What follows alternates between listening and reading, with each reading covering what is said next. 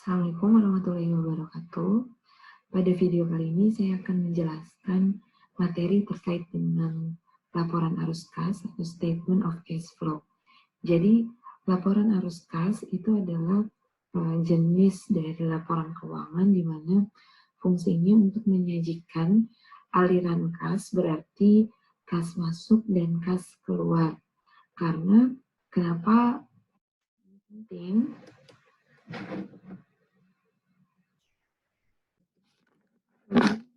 Karena kita tahu bahwa pencatatan atau penjurnalan itu kan menggunakan sistem accrual basis, sehingga net income yang tercermin itu adalah net income versi accrual. Artinya kalau net income-nya besar, belum tentu ketersediaan kas itu sebanding gitu, atau sama lah gitu. Jadi oleh karena itulah kita butuh salah satu laporan yang menggambarkan khusus untuk aliran kas suatu entitas, yaitu laporan cash flow. Untuk video kali ini saya akan fokus kepada laporan arus kas dengan metode tidak langsung. Jadi kalau metode tidak langsung ini, di mana entitas membuat laporan arus kas itu dimulai dari aktivitas operasi tentunya, tetapi aktivitas operasi di sini dimulai dari net income. Kalau dia indirect, berarti kita mulai pertama kali adalah net income. Karena net income-nya adalah net income versi accrual, maka fungsi dari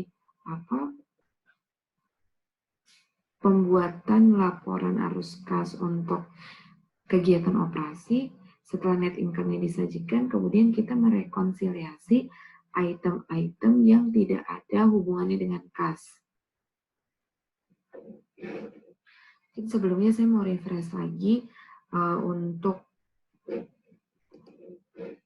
laporan arus kas itu terdiri dari 3 kegiatan. Yang pertama aktivitas operasi, yang kedua adalah investasi, dan yang ketiga adalah pendanaan atau financing.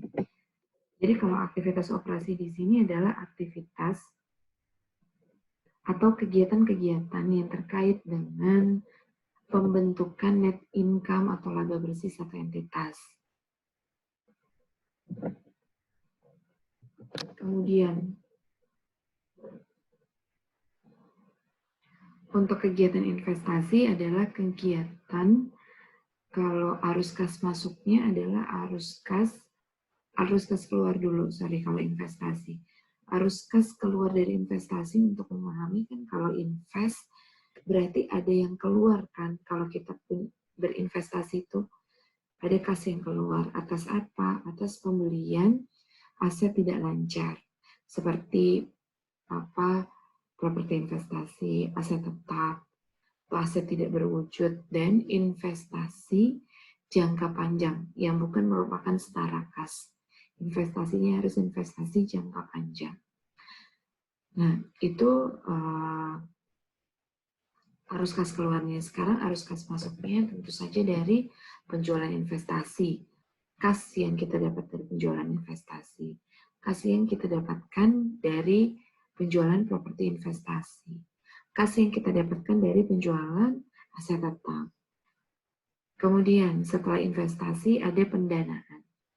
Pendanaan itu terkait dengan kegiatan pendanaan.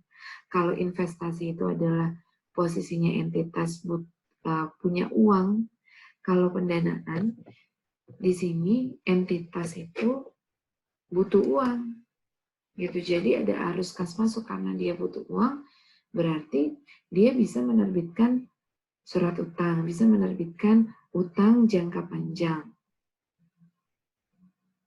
Kemudian apalagi, dia bisa juga menerbitkan saham.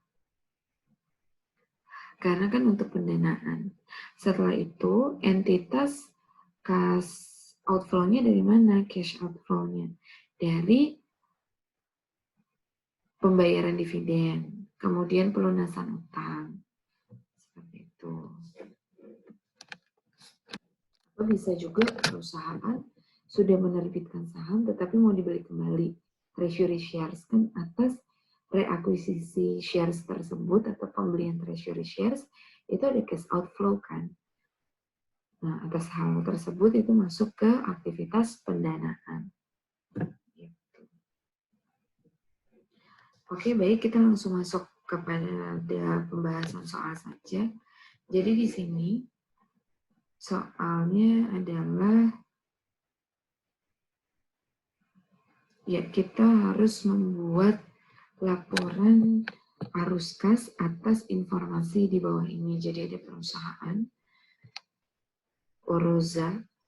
Orozco,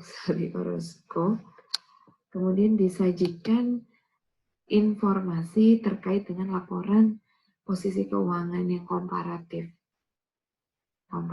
Kemudian ada informasi lainnya. Baik, untuk membuat laporan posisi keuangan, laporan arus kas, tentu saja di sini pertama kali kita cantumkan judulnya dulu, nama perusahaannya, kemudian nama laporannya, dan periodenya. Di sini kebetulan di soal adalah Desember 31, 2019. For the year ended. Hanya untuk periode bersangkutan. For the year ended Desember 31, 2019. Jangan lupa nota uangnya tadi dalam euro.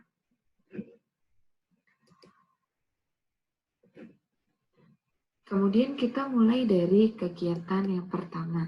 Adalah kegiatan atau aktivitas operasi, yaitu aktivitas yang terkait dengan pembentukan net income.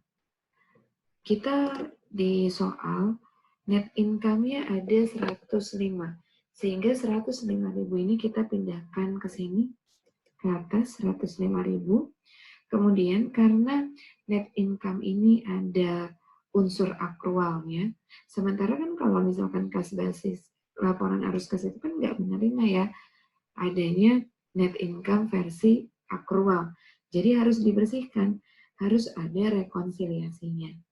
Yang pertama apa? Yang pertama adalah kita lihat ada tidak sih beban atau kerugian atau misalkan keuntungan gitu yang tidak ada kasnya, tidak ada unsur kasnya, seperti depresiasi.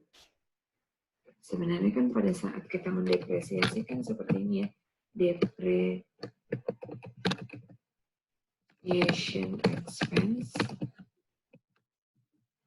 seperti itu pada accumulated depreciation di kredit. Kita lihat sampai kapanpun akan seperti ini jurnalnya. Berarti dalam pasangan jurnal ini tidak ada unsur kasnya nih. Untuk memahami cash flow itu sangat penting untuk kita untuk settle dulu jurnal-jurnal gitu. Jadi kita harus mengetahui jurnal-jurnal. Sudah depresiasi expense karena dia itu tidak ada unsur kasnya, tetapi sudah terlanjur mengurangi net income versi akrual, maka saat rekonsiliasi kita tambahkan dong, karena depresiasi expense versi akrual kan dia mengurangi net income. Sekarang, kalau direkonsiliasi berarti harus menambah.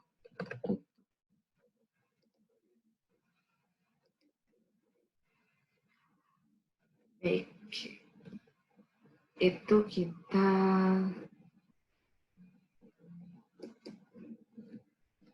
yang pertama sudah net income. Oh iya, kemudian tadi depresiasi expense ya, 27.000 itu dapatnya dari mana? Kita lihat dari akumulasi depresiasi saja, penambahan akumulasi depresiasi. Jadi kan dari 42.000 menjadi 69.000 berarti depresiasi tahun berjalan berapa? 27.000. Akumulasi depresiasi 2018 kita lihat selisihnya dengan akumulasi 2019 akan bersifat menambah ya, mengoreksinya sifatnya bertambah, menambah net income. Kemudian decrease on inventory. kita lihat di sini, oh iya ternyata inventory kita naik. Ya, inventory kita naik, itu kan artinya ada pembelian inventory-nya naik. Sehingga, oh sorry, di sini inventory-nya berkurang. Sorry, inventory di sini berkurang. Dari berapa? Dari 189.000, ternyata turun nih ke 180.000. Sehingga berkurang 9.000. Kalau berkurang, kenapa? Kalau berkurang berarti ada inventory yang dijual. Sehingga efeknya akan menambah net income. Gitu. Ada penjualan inventory. Sifatnya menambah net income. Kemudian kita lihat lagi. Account receivable. Iya, ada account receivable nih. Sekarang kita pahami dulu. Kalau account receivable ini kan bertambah ya. Dalam hal ini bertambah. Dari 66.000 menjadi 82. Jadi penambahannya adalah 16.000. Kita lihat dulu, pada saat account receivable-nya bertambah, perusahaan kan menjurnal gini kan, account receivable pada sales sebesar 16.000. Coba kita lihat ke akun ini. Akun ini ada unsur kasnya nggak ya? Tentu tidak ya. Kalau piutang kan tidak ada unsur kasnya di sini. Tetapi untuk laporan laba rugi versi akrual, AR ini kan nambahin sales. Kalau nambahin sales berarti net income-nya juga nambah. Padahal tidak ada unsur kas di dalamnya. Sehingga untuk laporan cash flow ini harus dikoreksi. Gitu, yang awalnya nambah dikoreksi jadi kebalikannya aja, berkurang. Penambahan account receivable akan bersifat mengurangi net income versi akrual. Baik, kita cari lagi nih, ada nggak ya yang berhubungan dengan net income? Oh iya, ternyata ada account payable. Di sini account payable-nya posisinya kan turun ya, dari 47.000 menjadi 34.000. Oke. Kira-kira jurnal untuk menurunkan account payable itu apa? Pasti di debitnya account payable pada cash. Gitu. Padahal dulunya sebelum ada jurnal ini pasti kan ada jurnal permulaan nih. Expense misalkan pada account payable. Dalam account payable pada cash itu kan tidak mengurangi net income kan, padahal ada unsur kasnya. Gitu. Jadi pada saat net income versi akrual itu dia tidak ngefek gitu loh ke net income ya, karena ini jurnalnya AP pada cash, padahal ada unsur kasnya. Ada kas yang berkurang nih 13.000 di sini. Oleh karena itu harus dikurangi, karena pengurangan account payable itu adalah berarti pembayaran utang, kasnya keluar. Negatif 13.000. Ada lagi nggak kira-kira? Inventory sudah, kemudian depresiasi sudah. Sudah semua ya rasanya. Kalau sudah semua, kemudian adjustment-nya kita jumlahkan. Kita jumlahkan 4 item ini, dapatlah 7.000. 7.000 akan ditambahkan ke net income sehingga dapatlah arus kas positif 112.000. Jadi di sini kita tulis net cash provided by operating activity. Boleh nggak negatif? Ya bisa saja, bukan boleh atau tidak, bisa saja gitu ya. Bisa saja. Kalau negatif berarti net cash used. Gitu. dipergunakan. Kali ini kan karena dia positif, provided, di-provide oleh kegiatan activity. Netnya adalah kasnya 112.000. Setelah kita melakukan setelah kita melakukan penyusunan laporan arus kas pada aktivitas operasi, maka kita mulai lagi ke kegiatan lainnya, yaitu investing. Kita lihat investing itu kan tadi berhubungan dengan akun-akun aset tidak lancar. Kalau kita lihat ada land, ada equipment juga nih, dua. Ternyata land-nya berkurang. Kalau berkurang berarti ada pelepasan tanah. Kita lihat ada tidak keterangan dia rugi atau untung? Tidak ada. Kalau tidak ada, kita asumsikan dalam soal ini, jadi tidak untung, tidak rugi, sehingga kas yang didapatkan atas disposal land itu adalah dari sini 110.000 kurang 71.000. Itu 39.000 bersifat positif. Karena kan kita menjual. Ada arus kas masuk. Disposal 39.000. Sekarang equipment. Oh iya, ternyata equipment itu berkurang nih. Nambah. Nambah dari 200.000 ke 270.000. Sehingga penambahannya akan mengurangi arus kas. Negatif 70.000. Baiklah, karena yang berhubungan dengan aset tidak lancar hanya dua item tersebut, maka langsung kita jumlahkan. Iya. Jadi ada net cash yang terpakai untuk aktivitas investasi, penjumlahan dari 39.000 dengan negatif 70.000 menghasilkan angka negatif 31.000. Makanya di sini net cash used. Setelah cash flow dari kegiatan investasi, maka kita akan membuat cash flow dari financing activities.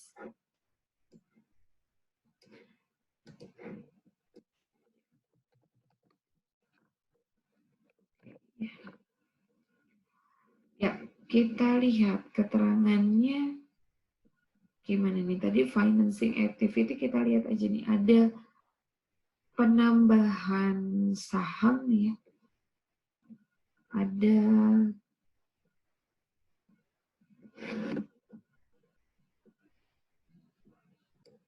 kalau kita lihat di sini untuk yang financing activity itu kan kita lihat dari sisi ekuitas dengan kewajiban tidak lancar.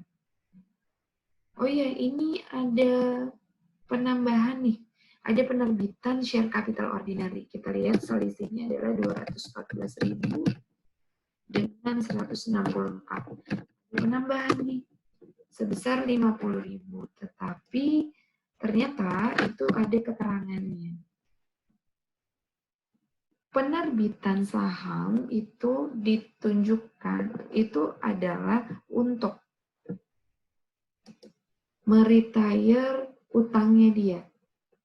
Jadi dia punya hutang nih, tetapi tidak dibayar pakai kas. Dibayarnya pakai saham.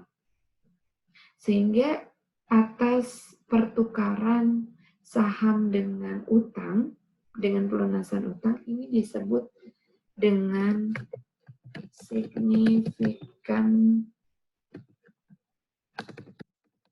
cash transaction. Gitu. Jadi ada kejadian atau transaksi signifikan tetapi tidak berhubungan dengan kas. Kan seharusnya kalau ada penerbitan saham harusnya ada kas masuk.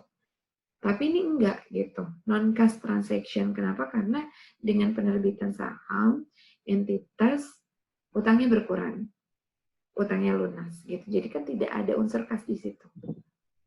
Sehingga tentunya tidak akan mempengaruhi cash flow kita. Gitu.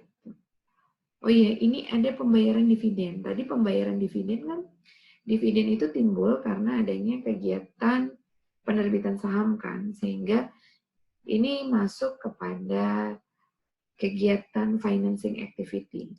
Payment dividen sebesar 40.000 akan bersifat negatif karena kan kalau membayar berarti kasnya kas keluar. Sehingga net cash used by financing activity adalah negatif 40.000. Sehingga kita lihat increase bersih dari kas pada 2019 adalah kita jumlahkan dari net cash provided by operating activity dengan investing dan financing. Dapatnya adalah 41.000. Setelah ini kita mau cek benar atau enggak ya cash flow yang kita buat. Benar atau tidaknya, ya sudah. Berarti kita tambahkan dengan akun kas pada awal periode, yaitu akhir 2018. Itu kasnya ada 22.000. Sehingga kalau kita jumlahkan net increase in cash dengan cash di 2018, harusnya ini sama nih dengan kas pada 2019. Ternyata sama ya. Oke.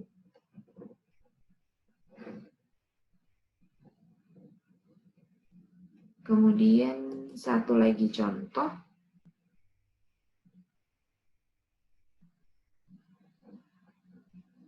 Ya, di sini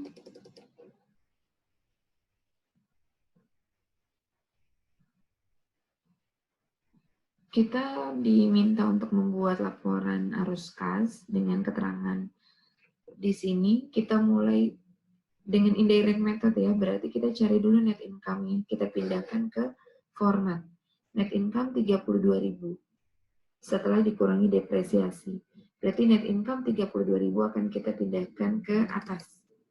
Ke bagian atas. Kemudian net income ini, versi accrual ini akan kita adjust. Kita mau membuat operating activity dulu. Kita adjust. Yang pertama kita adjust adalah beban atau kerugian atau keuntungan yang tidak ada hubungannya dengan kas. Yang pertama adalah depresiasi. Tentu saja depresiasi menjadi item direkonsiliasi ketika perusahaan punya aset tetap gitu. Itu udah pasti jadi subjek untuk direkon berdasarkan indirect method. Kita lihat depresiasinya di sini ada keterangannya 11.000. Berarti depresiasi yang awalnya dikurangi kalau versi net income-nya accrual di sini akan kita tambahkan. Kemudian apalagi ada kita lihat ke current asset. Oh ya nih, account receivable. Account receivable-nya ternyata di sini ada keterangan pada 2019 account receivable-nya adalah 41.600, sementara di 2018 adalah 21.200. Berarti terjadi kenaikan sebesar 20.400. Kenaikan dari piutang atau account receivable 20.400 bersifat mengurangi. Karena kalau semakin banyak piutang sebenarnya kan tidak ada unsur kasnya. Padahal pada saat menjurnal piutang itu sales kita nambah, net income-nya nambah, padahal nggak ada uangnya. Jadi sehingga rekonsiliasinya bersifat negatif kalau increase AR-nya. Baik. Ternyata ada apa lagi? Oh iya, di sini ada keterangan menjual investasi portfolio sebesar 15.000. Kita lihat investmentnya ada di non-current asset. Berarti jurnalnya adalah cash 15.000. Harus buat dulu jurnalnya agar kita mengerti bagaimana cara memasukkannya di laporan arus kas. Kasnya 15.000, kemudian gain, dia bilang gain. Berarti gain kan kita tulisnya di kredit. Besar berapa nih? 33.400. Sehingga ini investmentnya adalah 15.000 dikurangi gainnya. Jurnalnya sudah balance. Nah, nanti kas atas penjualan investasinya itu akan masuk ke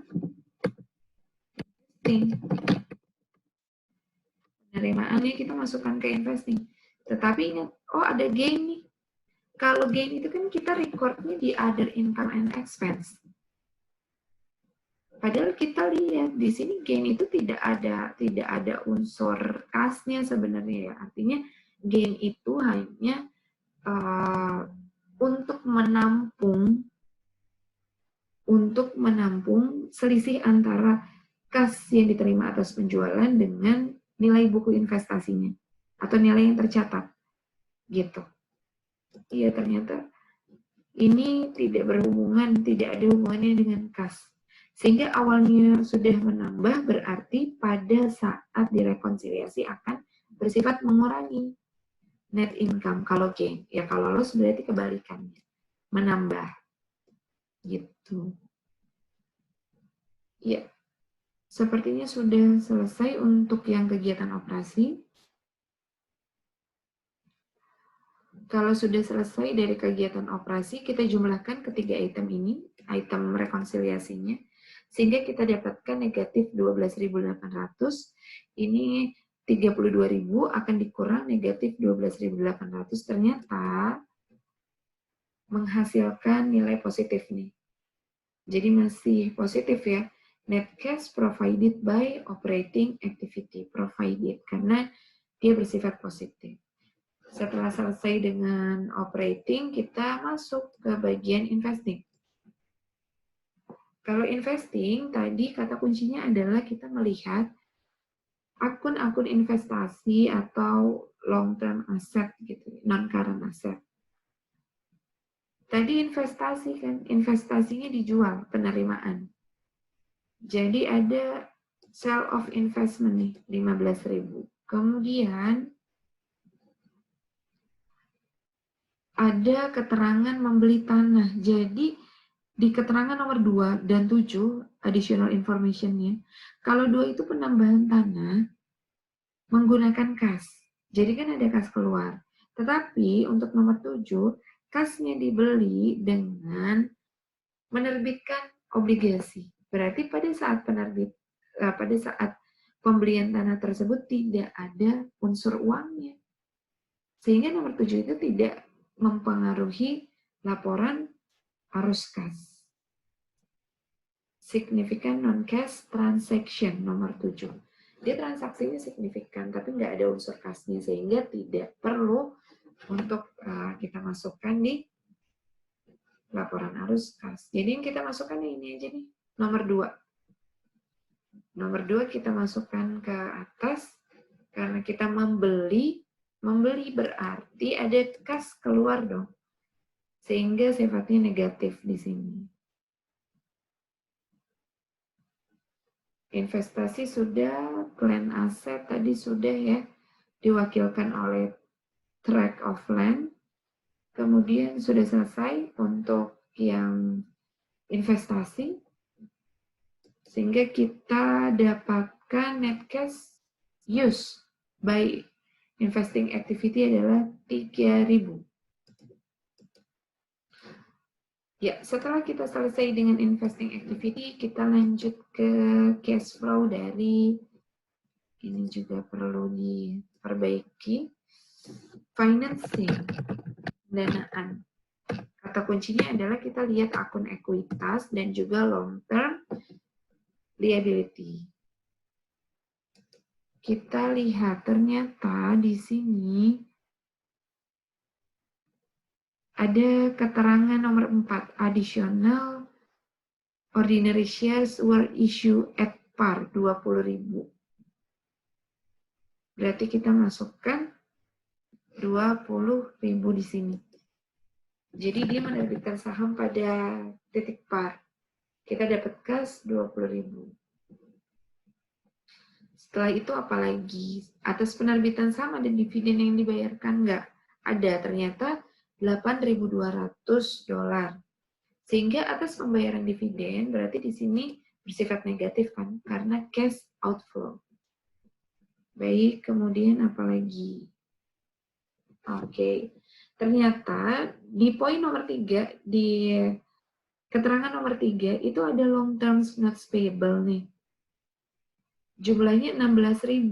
Kemudian long term notes payable-nya kan punya masa jatuh tempo, tetapi perusahaan meretire. Jadi ibaratnya melunasi hutangnya sebelum jatuh tempo juga. Senilai 16.000 itu dengan kas. Sehingga atas pelunasan atau retirement dari notes payable itu kan bersifat negatif. Cash outflow, karena ada pembayaran, ada retirement. Gitu. Sudah selesai? Belum kira-kira?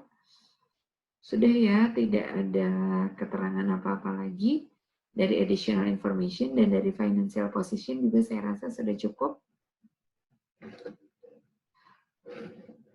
Ya, sehingga dari 3 item ini kita jumlahkan untuk financing activity bersifat negatif. Jadi di sini net cash used by investing activity. Penjumlahan dari ketiga item rekonsiliasi di financing ini. Di financing ya. Kemudian kita perhitungkan nih. Net increase dari cash berapa? Gitu. Ya bisa increase, bisa decrease sih. Kita sebenarnya lihat dulu mulai dari net cash dari operating activity, net cash dari investing, dan financing. Setelah kita jumlahkan ketiganya ternyata menghasilkan angka positif 12.000, berarti ada increase gitu, kenaikan sebesar 12.000 ini. Nah, sekarang kita cari beginning balance cash-nya berapa? 20.000.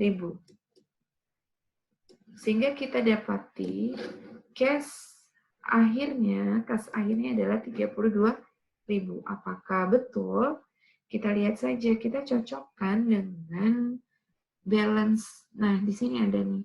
Di poin nomor 8, cash saldo akhirnya adalah pada 2019 yaitu 32.000, sehingga balance-nya di sini 32.000 ya.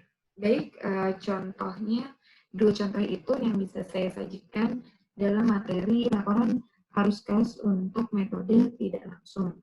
Kesimpulannya adalah untuk metode tidak langsung yang pertama harus disiapkan terlebih dahulu adalah net income. Karena net income itu adalah versi akrual, maka perlu ada adjustment untuk merekonsiliasi net income, dan itu ada di tataran kegiatan operasi. Setelah kegiatan operasi itu selesai, kita rekonsiliasi, maka dapatlah kas bersih dari kegiatan operasi. Setelah kegiatan operasi selesai, kegiatan yang apa tadi? Kegiatan operasi itu yang menentukan laba bersih. Sekarang kita masuk ke investing activity. Jadi kalau investing activity tadi terkait dengan akun-akun investasi tidak lancar, kemudian aset tidak lancar, aset tidak berwujud gitu. Setelah itu kita masuk ke financing. Jadi yang di financing ini adalah terkait dengan kegiatan pendanaan, yaitu akun yang terlibat adalah akun ekuitas dan akun kewajiban jangka panjang. Cash inflow-nya dapat dari penerbitan saham atau penerbitan utang, sedangkan cash outflow-nya berasal dari pembayaran pokok utang. Saya tekankan pokok utang, kenapa? Karena untuk pembayaran bunga atas utang, itu kan interest expense ya. Ini misalkan ada cash. Sehingga di sini interest expense.